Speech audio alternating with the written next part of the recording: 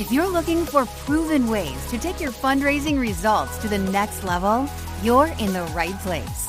Welcome to the Intentional Fundraiser Podcast, hosted by Tammy Zonker. Tammy has trained and led thousands of nonprofit organizations to collectively raise more than $500 million and is also recognized as one of America's top 20 fundraising experts. This is the podcast where Tammy equips and empowers amazing fundraising pros like you to transform your fundraising so you can transform the world. And now, let's hear from Tammy. We'll start the show in a moment after a word from a few amazing fundraisers about what they value most as members of Tammy Zonker's Fundraising Transformers community. I have had the honor of learning and growing from Tammy. She has really helped us understand how to communicate better with our donors, how to make sure that our mission is at the front line of their decision making, and she has just been an absolute joy to learn from. That's Stevie Shoemate from Chapters Health Foundation in Tampa, talking about how being a growth member is helping her communicate better with her donors.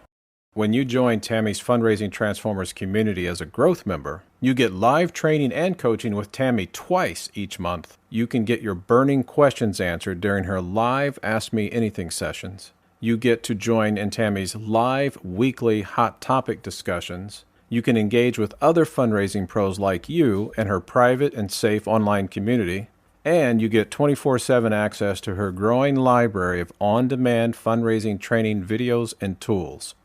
Here's Jenna Sapluski from the Coalition for Children, Youth, and Families in Milwaukee talking about how being a growth member in Tammy's Fundraising Transformers community is helping her grow her capacity, her skills, and her confidence as a fundraiser.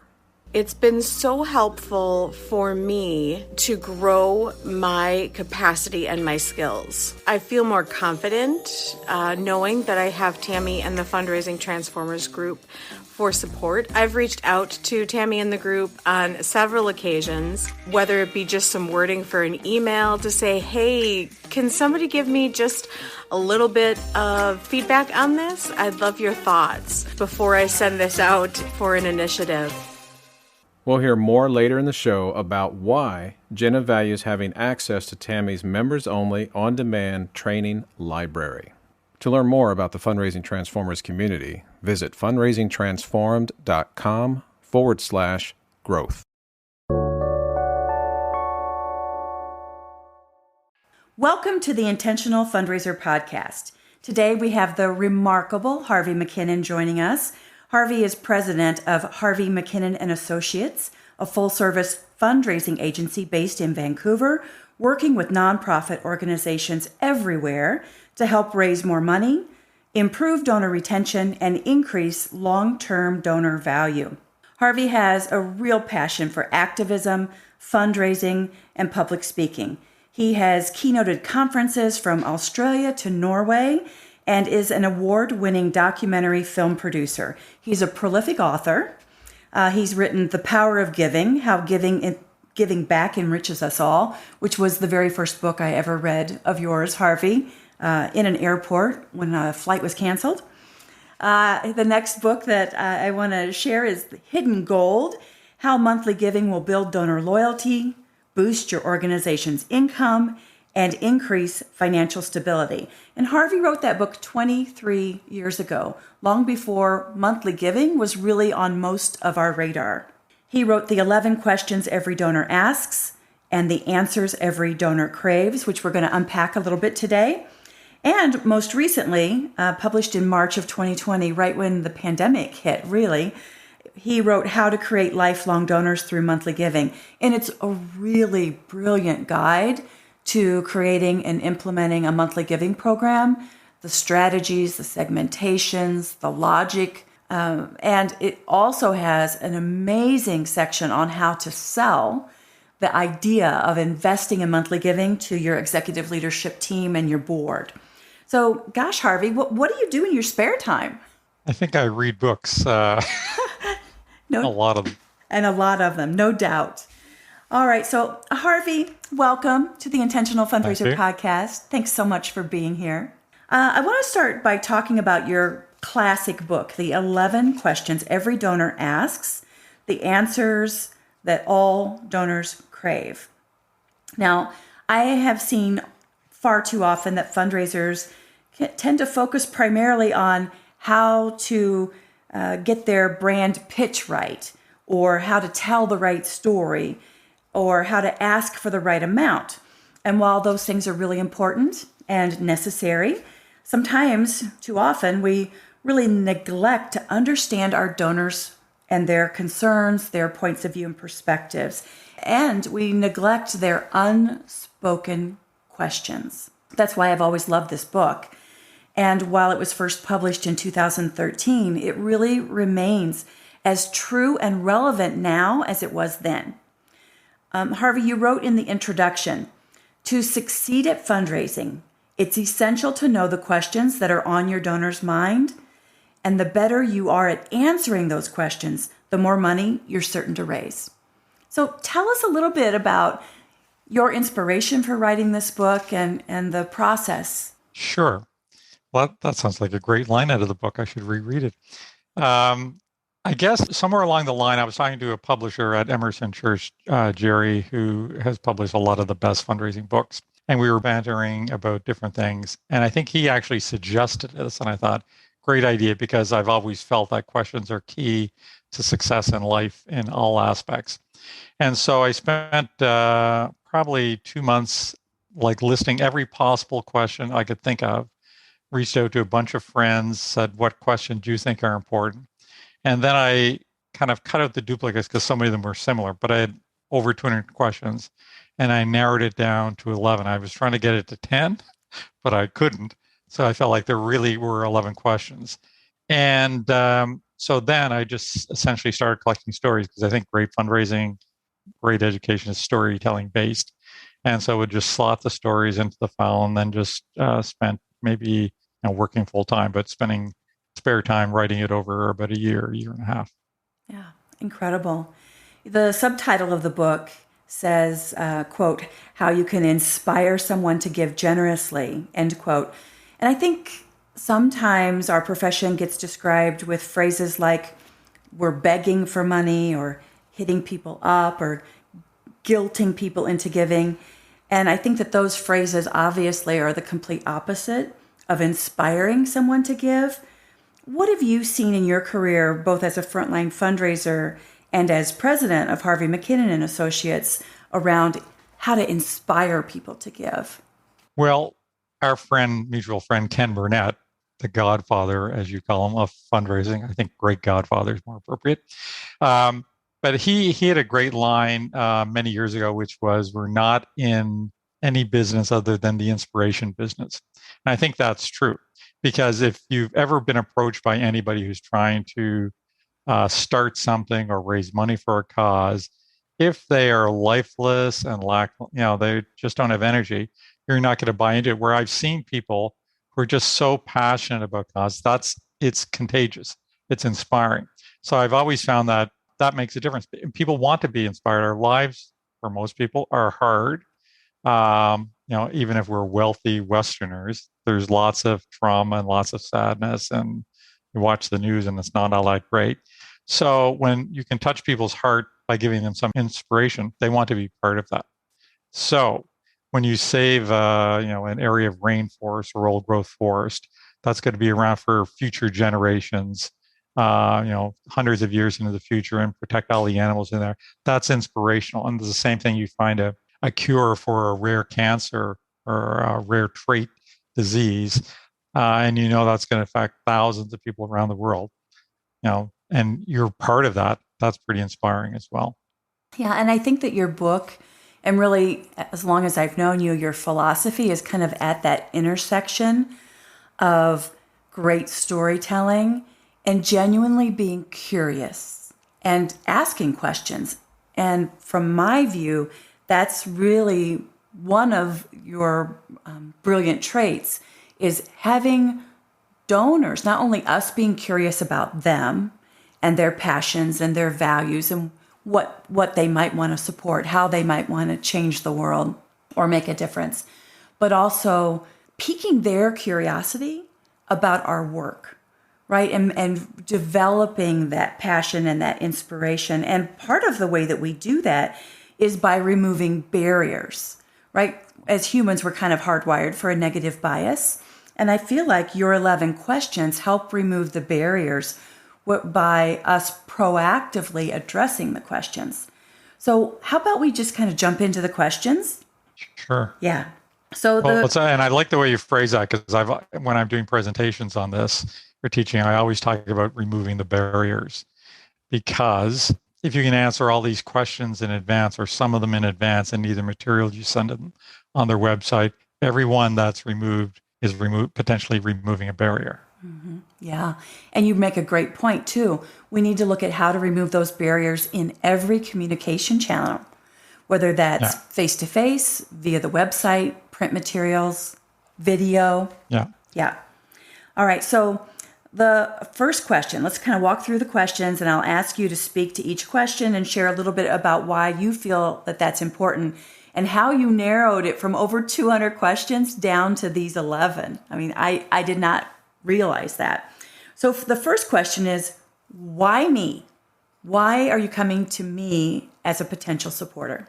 Well, I think the reason that's in there is because I think everybody is me focused. They want to think, well, either what's in it for me, or how does this affect me, or, well, do they care about me at all? And so there's various things packaged into there. But I think if you have a focus on the donor or the prospect and what they care about, or should care about, or don't even know that they care about, but you touch something in their heart, they're more likely going to want to participate in giving. And the reality for most donations is they're not going to be face-to-face donations. Even if it's a special event, which is kind of face-to-face potentially, but somebody's at the front talking to 1,000 people, and they pull out their checkbooks or visas and give. But the vast majority of gifts are either online or through the mail or by the phone or by automatic giving through credit cards or pre-authorized checking. So I felt like these questions, and this one is certainly something that if you get a direct mail letter or an email from somebody, think, why are they sending me, is kind of a gut instinct. And so if you can address that question and talk about what their interests are, whether it's strengthening the community when you give money to help people who are homeless get off drugs and get jobs in the community, it reduces tax bills and reduces break-ins, and in addition to the fact that it helps save lives. So that's why me is there. Yeah, it's brilliant. You also kind of speak to the fact that your past giving shows that you care about this issue. Because I was going to say that. So I was initially talking about prospects, but clearly when you're talking to your current donors or people who've given in the past who might be lapsed, is you do refer to, in fact, you've given to demonstrate that you care about your community, or you've already helped people like this, etc. Yeah. The second question, why are you asking me? Right? So who are you? Whether it's the fundraiser, the person signing the letter, the person sending the appeal, why are they the ones, or why are you, fundraiser, asking me? Right. So they want to, I think, know who you are as an individual, especially if it's a more personal thing, or your friend, a peer, somebody they respect. If you're the CEO in a smaller corporation, and you're asking your employees to give to the United Way, then obviously there's some other, you're more likely to give to them than somebody on the shop floor who you've never heard of and have no relation with. So the you in this makes a difference. If it's somebody who's well respected, makes a difference. So that's why when we're sending a letter, we do a lot of hospital fundraising. So we'll frequently send letters from doctors, occasionally nurses, because people love nurses, as they should.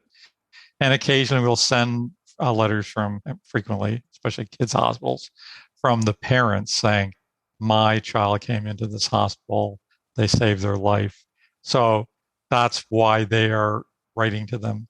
We'll do videos with them as well. But they have a story to tell, and that makes it legitimate for them to be asking for money, because if you can minimize the self-interest, then you can maximize the amount of gifts. And they don't want people to think, well, this is a staff person, they're getting paid, so this is why they're saying these things.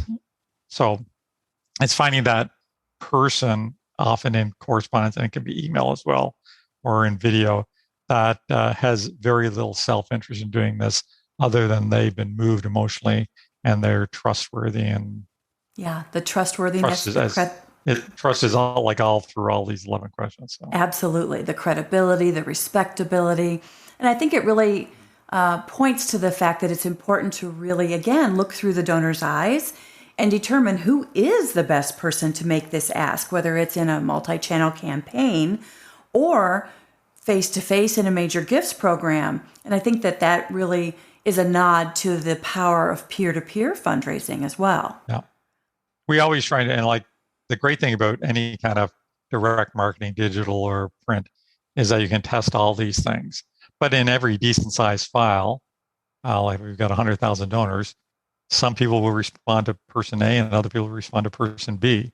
Depending on if this person is exactly like me, I'm going to, in different ways, I will give to them, but I won't give to the other one. So that's it. You can test these things on a major scale. And if you've got a large enough fundraising shop, university or hospital, you may be able to test these things with person-to-person fundraising. Although that gets complicated for many social and political reasons.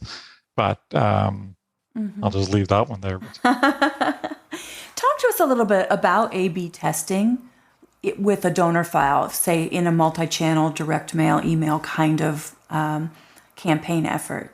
Well, Covenant House in BC is one of our clients. So they did a test a number of years ago where they had 2 ads that kind of ran on Facebook and digital formats.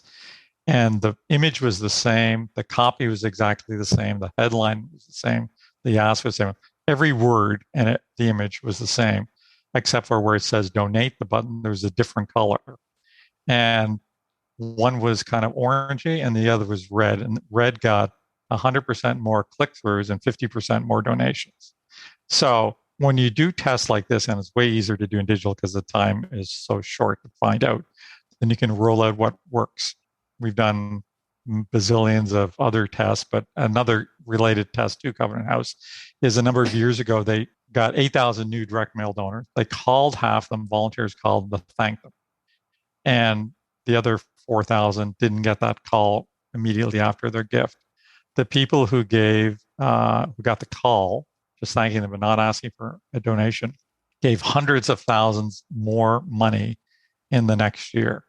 And Roger Craver, great fundraising genius, has a bunch of these similar studies. So the important, and there are some, I've seen an article in Chronicle of Philanthropy, some academic studies saying, well, the thank yous don't work. They did the thank yous like 5 months after the gift.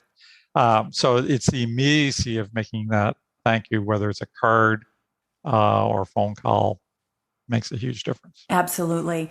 And if you pull back the curtain further on that Chronicle of Philanthropy article saying that thank you calls don't work, they were paid thank you callers. It's like a stake through my heart. I know. There's so many things about that, but a lot of people will just read that and think, oh, well, it's not worth spending the money. And that's wrong. People love being thanked, and it's hard to thank them often enough. Yeah, agreed. All right, the third question, do I respect you? So the point being that most likely you would give money to someone that you trust, right? So right. Say a little bit more about that. So Stephen Covey in 7 Habits of Highly Effective People, great book, has a thing on trust. And the takeaway is that trust is earned.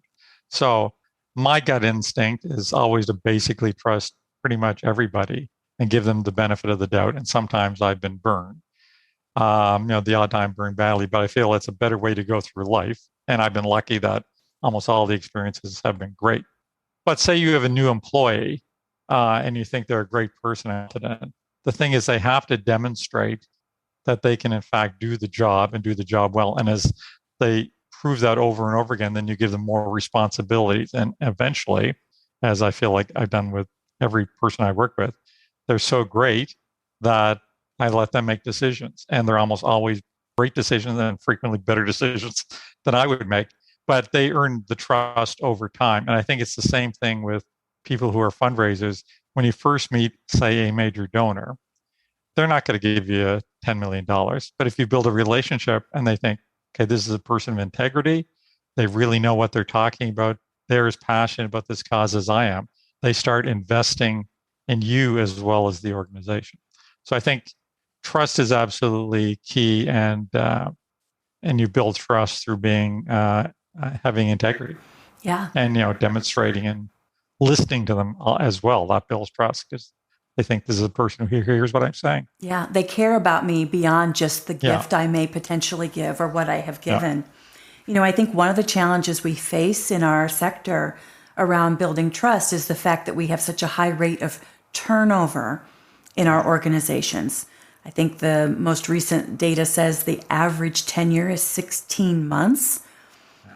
And Harvey, you probably heard or read, just as I did, in Penelope Burke's talks and in her donor-centered leadership book, that it takes on average about 2 years for a major donor to trust us enough to give their most generous gift. So when you calculate like 16, even 18 months, like we just missed that most generous gift by a hair. Yeah, I know. It's a really bad combination. I will say, because I think it's not quite as bad in Canada with the turnover. But I think it's a real serious problem. And some of the people who are coming into the profession have a background maybe in marketing or sales or in the corporate office, and they couldn't get any higher, so they come into the nonprofit sector. And so they don't actually have the skills they need even to do the job, because it takes a while to learn these skills. So it's there's a chronic shortage of really great fundraisers, as we all know. And even when we're doing the last person we were looking for as an account manager position in all of Canada, they could work anywhere. 2 qualified candidates we felt in the whole country. And luckily, we hired one of them, and she's fantastic. But that's if you're a nonprofit, it's probably even harder. And so I think, there's lots of really good stuff written on how to keep people. And, if you've got a toxic workplace, people are going to be recycling out. And, here's one tip for your audience. When an organization had a fundraiser, kind of a disaster, they're paying $70,000 a year, couldn't raise any money. And they asked me if I had any tips on who could be hired. And I analyzed the program, $1 million a year. I said, you don't actually need a full-time person. You could find here's the ideal person to look for. Somebody that doesn't want to work full-time, that has a bunch of experience, that wants a lifestyle that they're comfortable with and is good at fundraising. And they found this person who I recommended afterwards, because my wife, I was telling her this, she said, well, I'd be great at that. And now she's working for them, makes about $18,000 a year, and is raising them hundreds of thousands of dollars. So I expect there's a lot of people in their 40s, 50s, 60s who would love to have that opportunity to work for a nonprofit that they care about, but they don't need to be paid full time, because a lot of the smaller organizations, you don't need this. So this worked out for everybody. So, and I think that in this pandemic, pseudo post-pandemic maybe world, rethinking what positions look like could be a key differentiator between someone leaving or staying. So totally, I think, and there's lots of people who have realized that lifestyle is more important than the job, because we just see that. And I was on a call this morning where one of our friends in the nonprofit sector was told by her nonprofit they want her back in the office. And she said, I'm quitting. Yeah, I don't want to go back. Said, well, no, she doesn't want to go back. And now they're trying to beg her to go back, but she's just taken another job. So it was too late for them. So I think the flexibility is critically important. And we have people all across the country working with us at the agency and for 2 years. And it's been great. It's been really kind of a surprise. We've had different people in 3 offices, but this has been a really great experience. And I think for people doing fundraising, you can almost always be anywhere, and still, whether you're doing video or mail or telephone, doesn't matter. Absolutely. Absolutely. All right, the fourth question. How much do you want?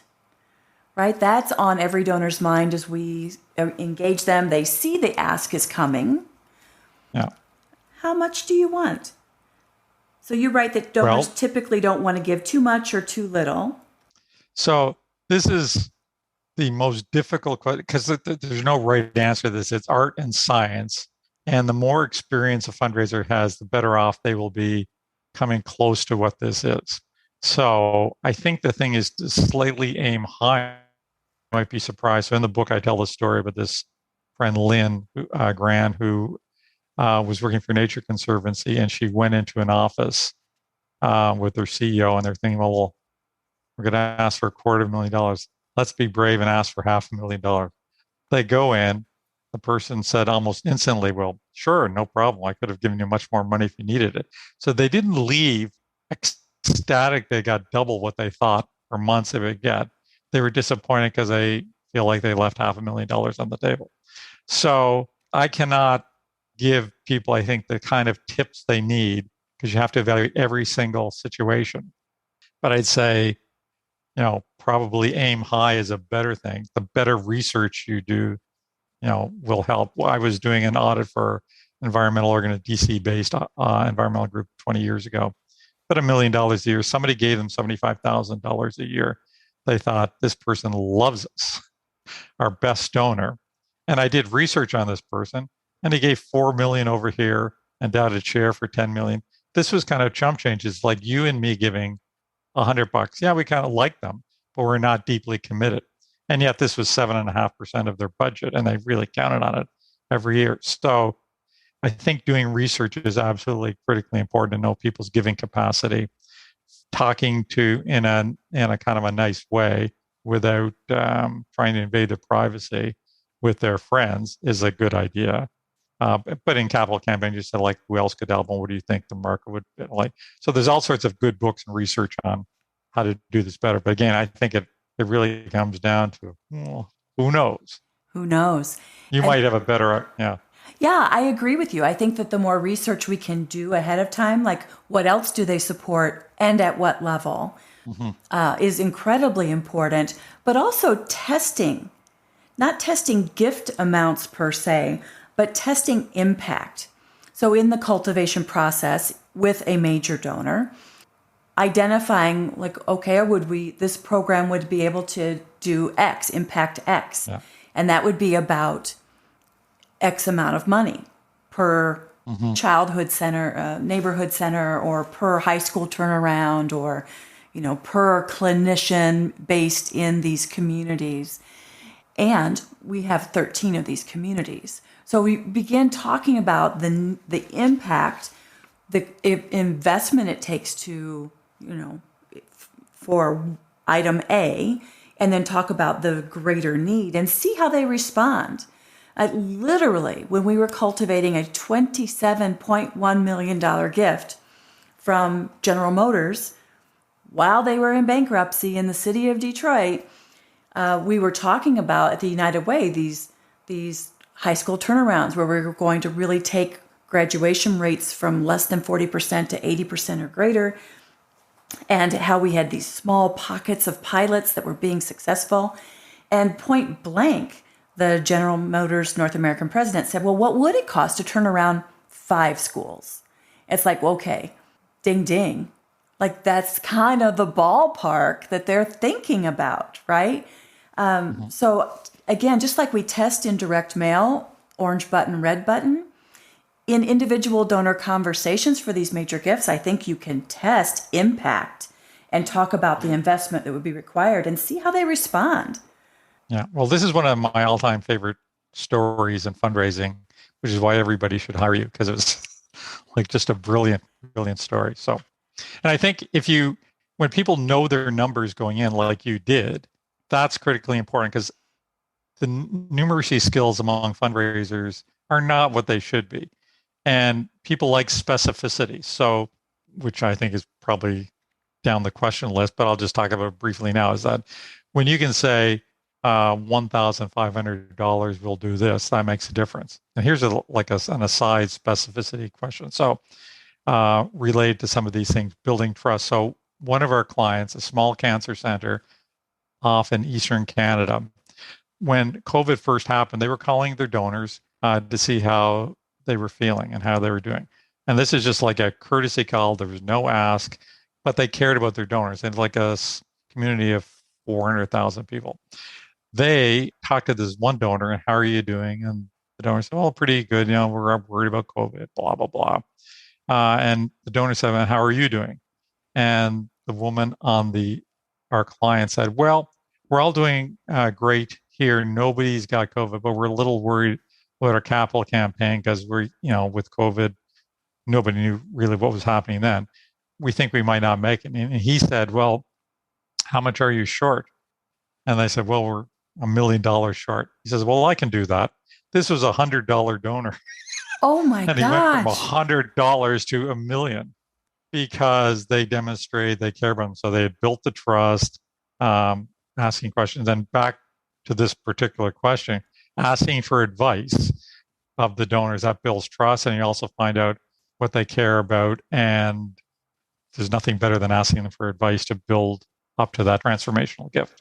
Absolutely. So good. So good. All right. Let's move on then to the fifth question. Why your organization? So there are 1.6 million nonprofits in the U.S., more than 10 million in the world, according to 501c3.org. Why your organization? How do savvy nonprofits stand out in a crowd? All right. Well, one of the things I talk about in this book is the book Made to Stick by Chip and Dan Heath. One of the brothers has a great new book on numbers too, which I highly recommend. And all their stuff is so applicable to fundraising. But in that book, they talk about success. So things have to be simple. The more of these you have, the better. Don't have to have all of them. Simple, unexpected, concrete, credible, emotional, and storytelling based. And so when organizations do these things well, they do stand out from the crowd because most organizations do a horrible job at telling stories. They use a lot of jargon that people don't understand. That's alienating. They have people writing who aren't good copywriters or communicators, including mostly the people in marketing and communications, because they just don't understand donors. They talk about the organization as opposed to talking about the donors, which is where all the tests we and everybody else has ever done. That's how you make the most money. So concrete is your $50.27 will buy this. That gives people a dollar tag for all the inner city missions. When you say $2.97 buys a homeless man a meal, that has raised tens of billions, probably hundreds of billions of dollars because it's specific. And the reply form or the email will say, $2. They don't say give us $2.97. They'll say $29.70 will buy 10 meals, and $297 will buy 100 meals. So the specificity, the concreteness is really, really important. And credible is who's it coming from. So if it's a prominent member of the community, again, these apply to any kinds of fundraising. If the person who's the most respected person in the Ismaili Muslim community goes to talk to other people in the faith, they're going to give because of all sorts of reasons. And in more traditional cultures, it's even more important. So there's lots of combinations of things, but Made to Stick has got it, even though it's not a fundraising book, it's a fabulous collection of these. And if you do any of them well, you're more likely to stand out. If you do all of them well, you're going to be way ahead. Yeah, absolutely. And we'll post some links to the Heath books in the show notes too, so people can check those out. All right, question number 6, will my gift make a difference? Yes, well, that's the simple one because I've recently gone through the question. I thought, okay, there's 3 most important questions. And ultimately the most important is, will my gift make a difference? Because if you can't demonstrate that it's going to have an impact, why should they give? If you can't move them emotionally, why should they give? And if you move them emotionally, they think, my gift will make a difference. So, and the gift is, that is ultimately, if you can have everything else going for you, but people will not give you much money if they don't think it's going to make a difference. If a friend asks me for $100 for something, I think that's not going to make a difference, but because they're a friend, I'll give them the money. but I'm not going to give them, $5,000 if I don't think it's going to change a life or help save some environmentally endangered area that I really care about. Sure. And the ways that we can demonstrate that their gifts will make a difference or suggest how they'll make a difference really are in the two ways that you've already spoken about, through storytelling, like showcasing before and after how gifts, your past giving, the gifts with you and others have made a difference in the life of Juanita and so many others. And certainly then outcomes reporting, which I think we both are in the mindset that even if we're sharing impact in numbers, really numbers help people justify their emotional decisions to give or continue giving. So it's really just a rationale. It is. Although I would say there's a small percentage of the population, and there was a major donor study done in the States many years ago, where it was kind of like 22% of the people giving $50,000 or more, I think the number was, cared a lot about number. I personally, I write a lot of stories and I love storytelling, but I like numbers too. And so I'm not sure. I have a weird attitude towards numbers, and I might be in the 1% where I just love numbers. So it could be there's a small population that numbers are enough if you're, say, an engineer and you don't care about emotion. So, gross generalization, I know. Having engineers in the family. So was that study what resulted in the book, The 7 Faces of Philanthropy? And they talked about the investor persona. Yeah. It's really fascinating. Yeah. But you're totally right that for impact reports, we focus on the story or stories, and then you can give the numbers. And here's a good example of this. John Wood, who created Room to Read. So he was a former Microsoft bigwig, burnt out, decided to go hiking in Nepal, came into this village where people are really kind to them. And he was a big book guy. And he said, do you have a library here? They showed him the library, which is a locked box. They had to unlock it. And there's 30 books in there, including a Danielle Steele and some old chemistry book. And so he said, I will come back with books. And they didn't really believe him, but he came back a year later with thousands of books. And he built this global organization that's built hundreds of schools, thousands of child scholarships for girls who in most countries don't get equal access to education, and also building libraries. And I saw him speak in a room at the university out here, and he raised $500,000 from a room of about 100 people with an excellent combination of telling stories, but also presenting numbers. And when he was presenting numbers, the most magic thing is he said $250 will give a girl a scholarship, $2,500 will build a small library, $21,000 will build a school. So that's the best way to use numbers, by getting back to that, something that's concrete. Yeah, I love that. It still has a translation to impact on human lives. Yes. In that example. Yeah, beautiful. We're back with growth member Jenna Zapluski from the Coalition for Children, Youth, and Families in Milwaukee, talking about how having 24/7 access to Tammy Zonker's on-demand training library is helping her become a better fundraiser. Since joining the Fundraising Transformers group, I have had the opportunity to go back and rewatch a host of trainings on such a wide variety of topics, from how to work with my team members inside my organization to how to get my board excited and passionate about fundraising, and topics like how to reach out to a donor and how to get a meeting with a donor. Here's Stevie Shoemate from Chapters Health Foundation in Tampa, sharing that as a growth member in Tammy's Fundraising Transformers community, you're never alone. How members of the community support one another by sharing resources and lessons learned to help solve tough fundraising problems. You oftentimes learn from other people across the entire country, which is really nice because it helps you understand that you're not alone in your fundraising challenges. I was just sharing with someone the other day that it really helped me feel like I wasn't the only one experiencing these challenges, knowing that someone from New York or New Hampshire or Texas, people all over the U.S. with varying communities and different fundraising strategies, we're all in this together. At the end of the show, we'll hear why members enjoy learning from Tammy and what you can expect when you join as a growth member in her Fundraising Transformers community.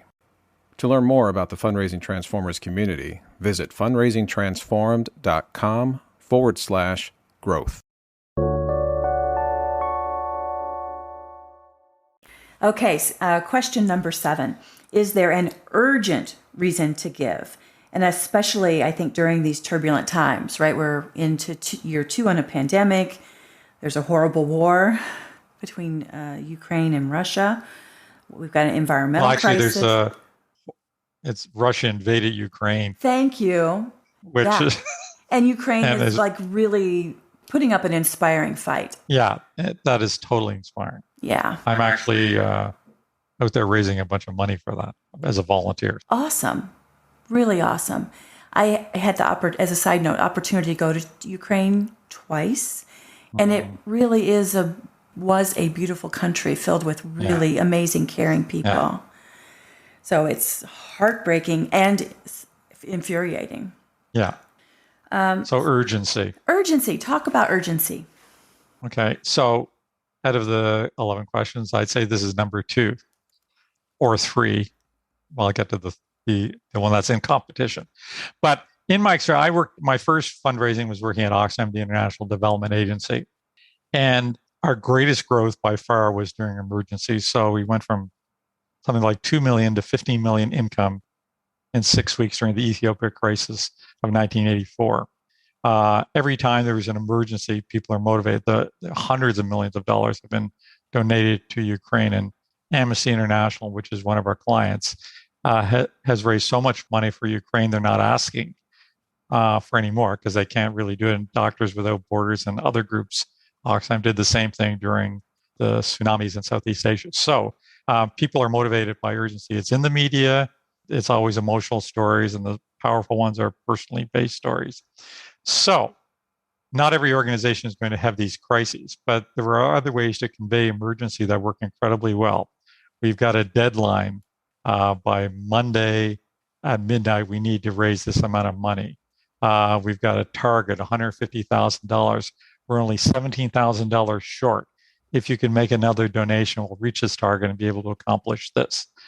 So using numbers and deadlines, and we have to get 500 volunteers out there cleaning up this polluted river, because otherwise the plastic's going to get into the river and then end up in any numbers that you can kind of reach for does inspire people to give. I've been sucked into this many times personally, where I'll go in and make the second or third donation because I want to help them reach the target. But it works with a lot of new donors. And the goal when you're getting new donors for any emergency, if the church roof falls in a big major church, you'll get a lot of people giving. But the goal is to keep them giving. And that's why monthly giving is a great thing to be promoting, that when they are still feeling that. And you have to thank them right away, because then they're more likely to become ongoing donors. But urgency is really, really important. So you have to figure out, how can we inject this urgency? Matching gift is another example of urgency. We'll lose this matching gift unless we reach the target. Please help. Yeah. So. Beautiful.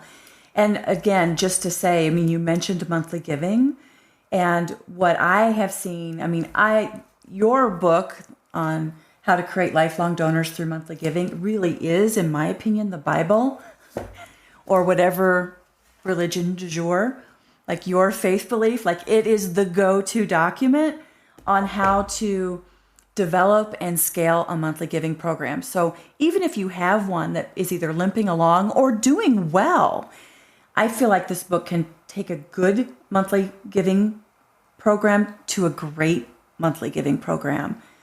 Thank you.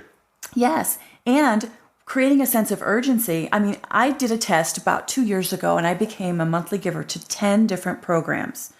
So about half of them were big national organizations or international organizations, and the other half were smaller community-based causes. And the ones that you could just tell had a really robust program, when something would happen, a disaster.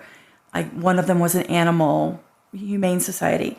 So if there was like a big headline about like this in the city of Detroit, a big dog fighting ring was just busted, I would get another appeal that said, help, like, we know you're a monthly donor, and we so appreciate your loyal support. We have this additional need.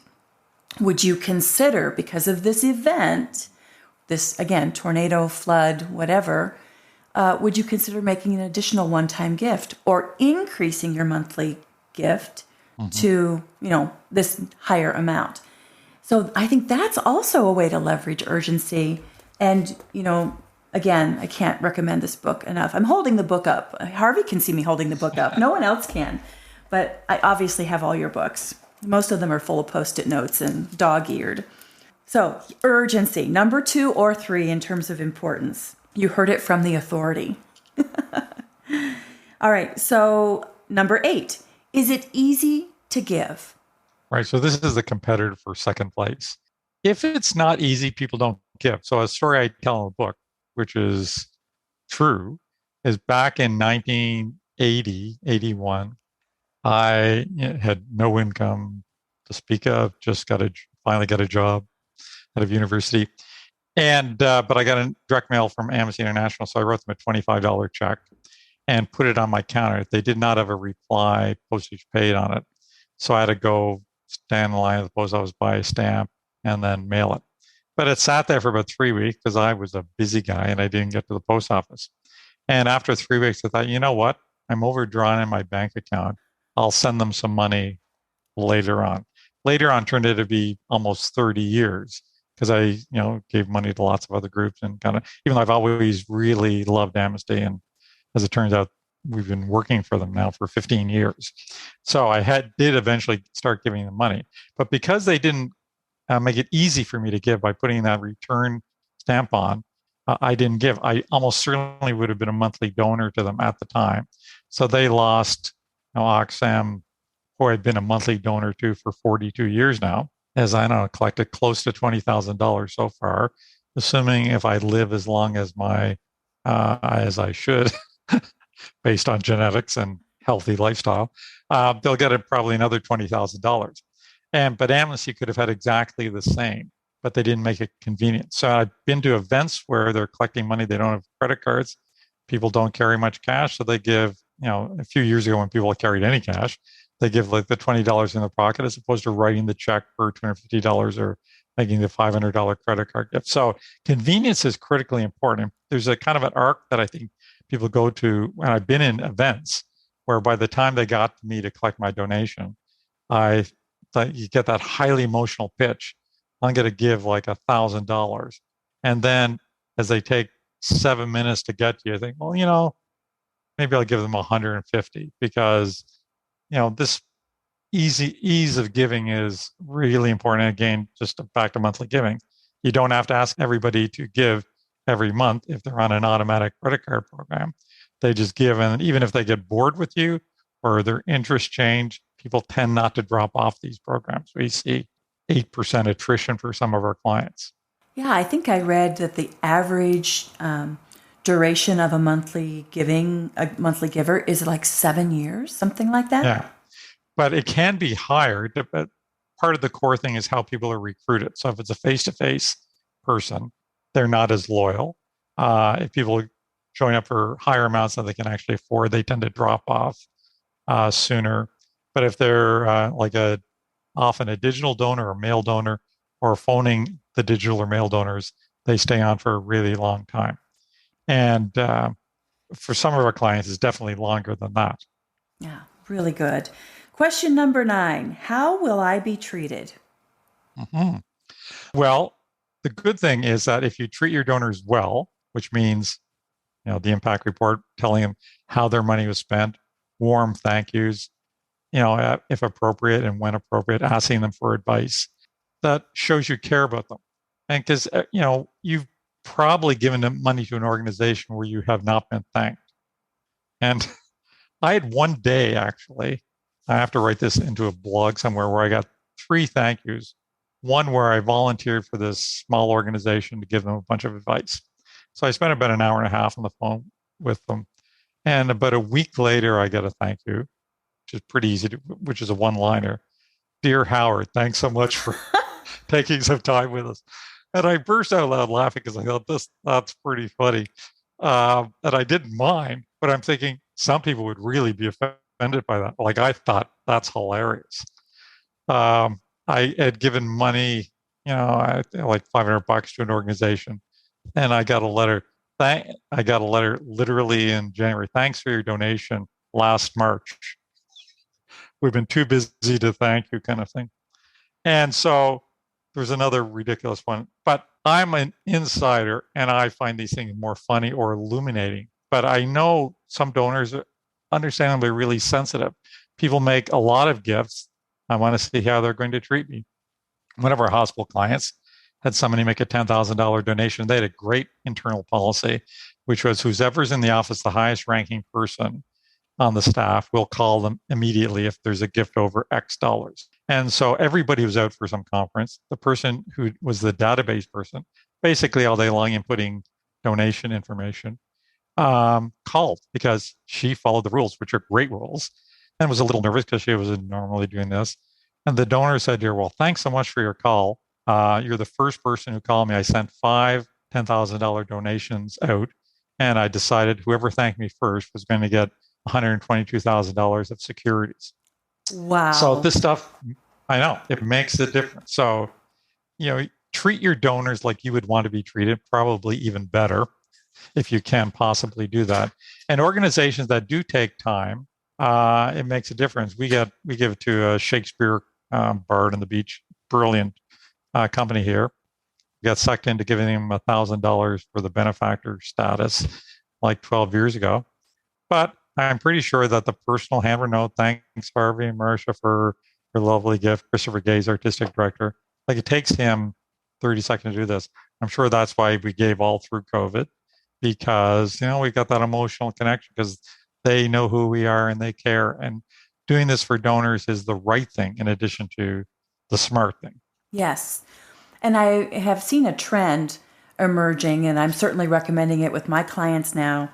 And that is not just thanking and recognizing those gifts one at a time, at a certain dollar value and above, but looking at longevity. Even if someone's been giving modestly, but they've been doing that for 20 years, 25 years, even 10 years, that's really something. Chances are they have or would consider including you in their estate plans. I mean, there's just that longevity speaks volumes. And I think there's a real opportunity to treat them with a higher level of respect and gratitude. For the clients who have good databases, which is not all of them, we do, in fact, try and recognize that. And the really smart organizations are sending pins out to the people who have been giving 20 years or more, just as a small recognition. And because we do a lot of legacy marketing, essentially, lead generation through mail and digital stuff, we look at all the different segments. So this is for hospitals, universities, really big files. And we can see that one of the greatest predictors of people saying, yes, I'm interested in leaving you money in my will, or even better, I've left you money in my will, then they can really treat them well, is a longevity of giving. And the dollar amount doesn't matter. So that's, again, why monthly donors are one of your best segments for legacy giving, because they tend to give for so many years. Yeah, beautiful. One way, because I've been in organizations where they don't necessarily trust the database and how long it's not. With good reason. Yes, exactly. So one of the things that we've done is when we do like a fall thank-a-thon and we're fortunate enough to get someone live on the phone, we'll say something like, our records show you've been giving for 15 years. Is that right? And then they'll say, oh, no, it's actually more like 20. And it's like, oh, well, we were all paper systems 20 years ago or something. But you can kind of get the donor's perspective on how long they've been giving. Yeah. And that then becomes like the benchmark from which we start counting forward. Yeah, great tip. And even if they're wrong. Yes, they're right in their mind. They're right in their mind. And that's what you have to respect. And, that's why I like when you're going back to donors who haven't given for a while, is to remind them your last gift in March of 2020 was a fabulous help to our community and dealing, blah, blah, blah. Because I think most people, especially as your age cannot remember time. It doesn't work like it used to when you were younger. And so it's been 2 years since I gave. I better give again. Yeah, beautiful. Number 10, will I have say over how my gift is used? So let me start this by saying not every question is appropriate for every donor. I'm just saying these are the 11. So some of them could care less about this, but other people really care. And so essentially this is earmarking in a way. So I have a different attitude towards lots of people in the field. Everybody hates earmarking, pretty much, like CEOs hate earmarking for sure. Financial directors really hate earmarking. And my feeling is if this is what donors want, that's how you build a relationship with them. They get to trust you by feeling, okay, their money's going exactly to help these kids in this area. Long as it doesn't change your priorities or your mission, but it's the kind of thing you want to be doing anyway. I say, if you take that money, you're going to accomplish something that is good in your community, and then you build a relationship with them. So then down the road, they may give you core funding. They may invest in a program that gets more donors. So we had a group, we made a presentation to probably 7 years ago now. They had 17 donors, national organization, crazy that they had 17 donors. And so my colleague, Lynn Boardman, great fundraiser, yes, made this presentation. If they invested in digital and mail to build an annual and monthly giving program, it would really work. And so they went around and collected $150,000 from the board members because it was earmarked to invest in growing the program. Now they're making millions a year. They've got 18,000 donors. Well over 1,000 monthly donors have already received millions in legacies over a 7-year period, and earmarked money. And they weren't giving it for other things. So again, there are problems with a lot of organizations where if the Koch brothers want to come in and change your environmental organization to pro-oil stuff, that's not a good thing. But as long as it fits with your values, and then you have the opportunity to talk it through with somebody. So I tell some stories and how Daryl Upsall, a great fundraiser in Europe, when Freddie Mercury died and they were going to give all his money from Queen's re-release of Bohemian Rhapsody to AIDS beds, but that's not actually what they needed. So with a series of meetings and conversations, he managed to get them to change that to invest in education. So again, donors want to make a difference. And if you can show them how earmarking of this doesn't help, then you can often change them. But I say the big weakness in the field is not taking earmark money that still matches with your mission to help build that long-term relationship. Yeah, absolutely. You may have read the article in the Chronicle of Philanthropy last month, where there was a university who accepted a multi-million-dollar gift from a donor to build a new housing, a new dorm. But the donor said, but I want to design it. And they were not an architect. And so they accepted the money and they got the renderings, and it was like a 1,000-room dorm with no windows. So I had not read that, but yes. So we have to be conscious and careful. But again, sometimes the best thing to do is say, I'm not going to accept your money, and that's okay. And I have, there's lots of good stories about fundraisers that have done that, and then the donor comes back and said, you know what, I appreciate your integrity, not taking my money. I now trust you, and I'm going to give you money for this. Yeah. So the dialogue, that conversation, and to your point that you've made throughout our conversation today, when trust is high, restrictions tend to be lower. So we have to earn that trust. Yeah. All right. The 11th question, how will you measure results? Right. So I think there's two ways to measure. So the John Wood example for Room to Read, I gave excellent. So they can measure results. We have built 180 schools in Nepal. We've given 2,732 scholarships for girls. The specificity of this gives legitimacy. If you said 2,500, not as good as 2,573 because it feels more real. So that's one measurement that people have a tendency to round things off. I try and never round things off because it undercuts the legitimacy. So there's two ways to measure that, raw numbers like that, but also telling stories. That's as we were talking about for impact reports. That is measuring things. We helped this girl who grew up in horrible circumstances to get to university, and now she's going to become a doctor, and she's going back to her community to help other people. So that's a really strong measurement, and again, critically important. Very good.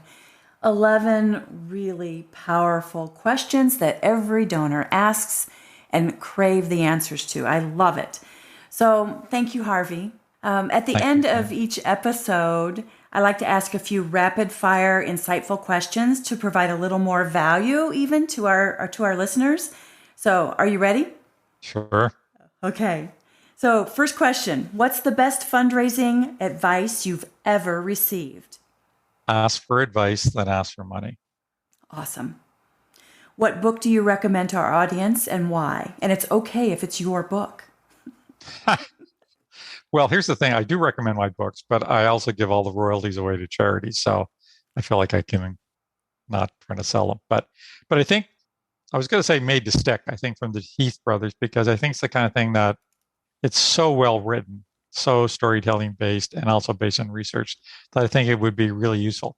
But on the Sophie website, and Ken may have talked about this in your recent conversation, Showcase of Fundraising, Innovation, and Ideas, SOFII. There's a list of Lisa Sargent, I think, did the top 40 books to read of all time for fundraisers. And it's got a nice mix of fundraising books, but books on psychology and marketing, like Daniel Kahneman's Thinking Fast and Slow. Unbelievably great book. And then some of the classics in fundraising, I think Kay Sprinkle Grace and Ken Burnett, Tom Ahern, etc. So, yeah. And my books. Awesome. That's why I'm mentioning. Yes, of course. Number 3, what are the top three characteristics needed to be a successful fundraiser? Well, I'd say the first thing is passion, because the people who I know who are the best fundraisers are incredibly dedicated to the causes they're working for. And even when they're become consultants, as many of them do, they bring that passion to the other causes. If you feel like, you can connect with causes and care about a lot of things, that's a real gift, because that attracts money. Integrity, absolutely critical, because if you betray somebody's trust, like you're dead to them for a long time. And then I think a desire for knowledge. So the people I know who are really good are studying all the time.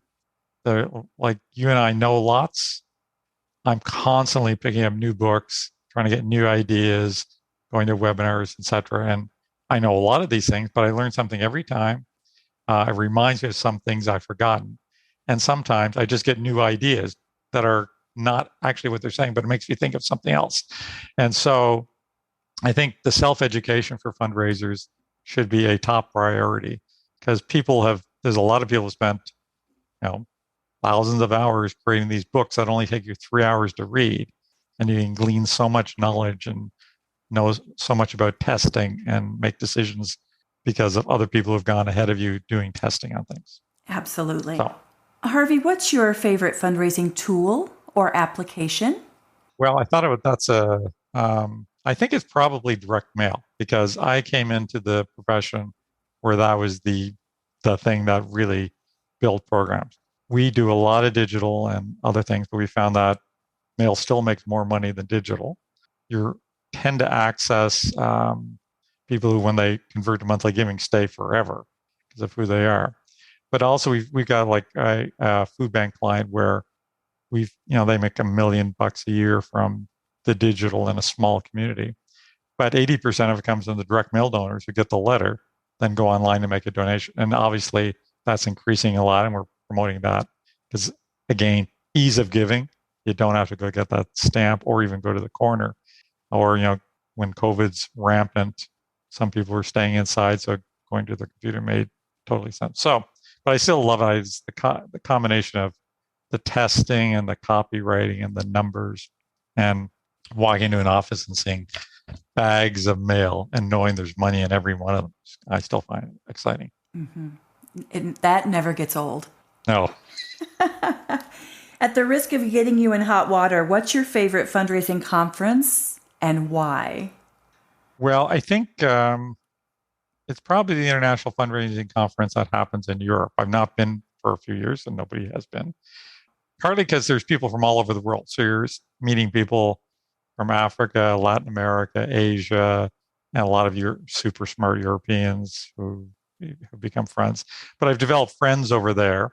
We have similar values, similar interests, and it's a really exciting environment. And the best part of it is you're stuck in the same place with nothing around but tulips for miles, where you have to kind of hang out with people morning, noon, and night. So it's a real intensive place. And they curate very well. I think that's the thing. A lot of the other conferences, which are kind enough to have me speak, they tend to not necessarily get people who've got tons of experience. And they're the people, you're likely going to mostly learn from. Obviously, you need to bring new people in. But so they tend to have that curation. And the Western Canada Fundraising Conference is also kind of similar. They basically go for super senior experienced people, which is why they're having you keynote it. Thank you. This year. But it's a really fun, intimate conference as well. It happens in Western Canada, moves around from cities, but I'm very fond of that too. Yes, and that's coming up in early Not as June. far as Europe. Not as much closer than Europe. Yeah. All right, last question, Harvey. Knowing what you do now about fundraising and the nonprofit sector, what advice would you give your younger self who's just starting out in the profession? Mm-hmm.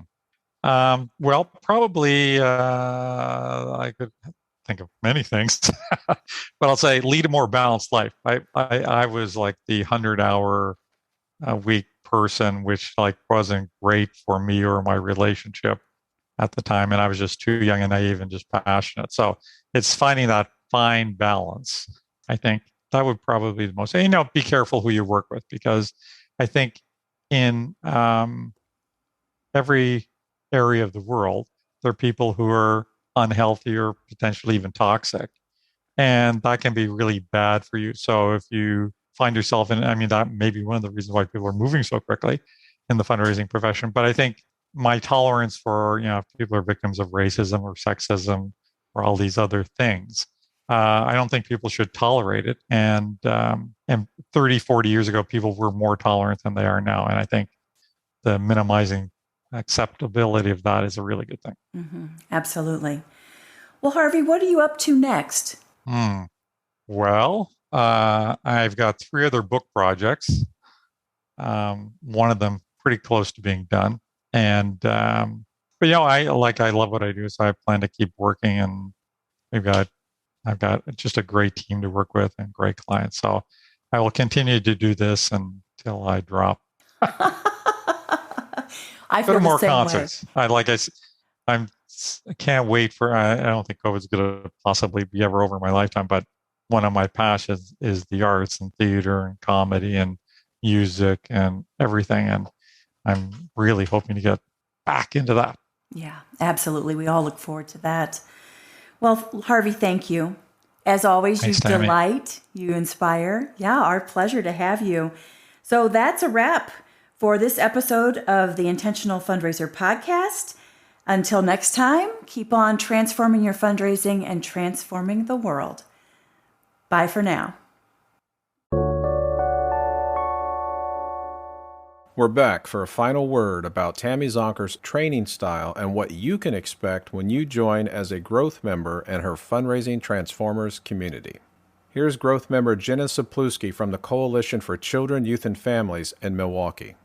Tammy is so encouraging. She's very empowering. She really wants you to succeed in your role. And that really comes through with everything that she does, from the monthly coaching calls to the monthly webinars. The guidance I've received from Tammy and other members of the Fundraising Transformers group has always been so constructive, so beneficial. And you can tell everyone in the group wants everybody else to succeed because we all know what a challenging job it can be to fundraise for our wonderful causes and our organizations. You may be asking yourself, can a growth membership really help me improve my fundraising results? Is it worth my time? Laurel Grow from Phoenix Family in Kansas City shared that her organization increased charitable dollars raised by 132% since joining as a growth member. Becky Chambliss from Awake in Anchorage, Alaska shared that her organization increased donor retention from 13% to 69% in about a year using what they learned from Tammy's training. And growth member Amanda Johnson from Multiplying Good in Indianapolis shared that her organization exceeded their annual fundraising goal by 104% and grew overall giving by 13% in 1 year by applying lessons learned from Tammy as a member of her Fundraising Transformers community. Here's member Stevie Shoemate again sharing how she and you can grow your fundraising skills as a growth member of Tammy's Fundraising Transformers community. This is the first fundraising role that I have ever been in before. So at 30 years old, I'm kind of wondering, well, how do I rocket launch my fundraising expertise? You learn from Tammy Zonker. That's what you do. Become a member of the Fundraising Transformers community. To join our live monthly training and Ask Me Anything sessions and get access to our growing library of on-demand training videos and tools and share lessons learned with other fundraising pros like you in our private and safe online community, visit fundraisingtransform.com/growth, click join, and get started today. That's it for this episode of the Intentional Fundraiser Podcast. If you like this podcast, subscribe and download each episode on your favorite podcast platform. Share it on social media with the hashtag #TheIntentionalFundraiser and tag me, Tammy Zonker, and you'll be entered into a drawing for some great swag, books, and courses. And if you like today's show, you might also be interested in becoming a member of my Fundraising Transformer community, where I go live twice a month with my members with fundraising training and group coaching to help transform those fundraising issues that keep you awake at night, where I pull back the curtain on how you can take your fundraising results to the next level by teaching ways you can improve your development operations, create a results-driven, donor-centric development plan, strengthen donor relationships, improve your donor retention rates, and build a raging monthly giving program and a successful major gifts program, and how you can approach each day to ensure you'll perform at your highest level so you can be the best fundraiser and the best person you can possibly be. Thank you for showing up and for having the courage and determination to transform your fundraising so you can transform the world. Bye for now.